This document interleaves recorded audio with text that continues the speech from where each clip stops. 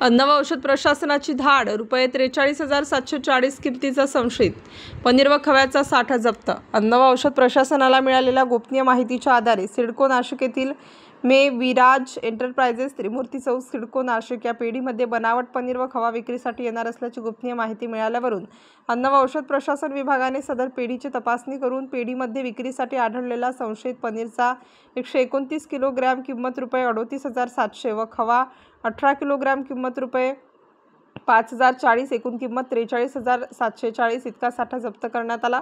अन्न व औषध प्रशासनाने या साठ्यामधून पनीर व खवा या दोन अन्नपदार्थाचे अन्न नमुने विश्लेषणासाठी घेऊन ते प्रयोगशाळेकडे तपासणी कामी पाठवण्यात आला आहे। तसेच जप्त करण्यात आलेला संशयित पनीर व खव्याचा साठा हा नाशवंत असल्याने व ते परत खाण्याच्या उपयोगात येऊ नये याकरिता त्यावर नीळ टाकण्यात येऊन सदरचा साठा अन्न व औषध प्रशासनाकडून महानगरपालिकेच्या घंटागाडीत नष्ट करण्यात आला।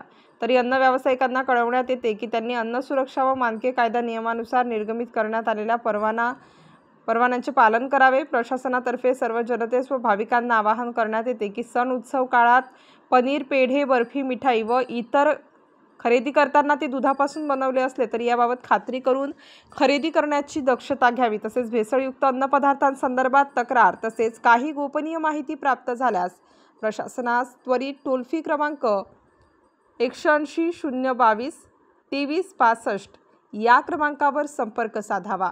स्टार न्यूजसाठी मोहसिन पठाण, नाशिक।